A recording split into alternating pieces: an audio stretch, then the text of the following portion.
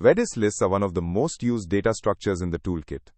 In the next few minutes, you will learn how they work, when to reach for them, and what to watch for when reviewing code that uses them. A Redis list stores strings in insertion order and gives you O of one push and pop from either end. That makes it a natural fit for producer-consumer queues and recent activity feeds, though random index access costs more.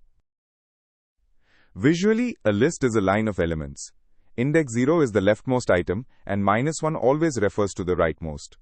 Redis lets you slice any subrange with LRANGE by specifying a start and stop index. Watch how rpush adds elements to the tail, and lpush prepends to the head. After popping the leftmost item with lpop, the list shrinks by 1, and the next element becomes the new head. When reviewing a pull request, look for unbounded LRANGE calls, index loops that could be a single range fetch, missing length caps, and polling loops that should be replaced with the blocking BLPOP command. Redis lists shine when you need fast head and tail access.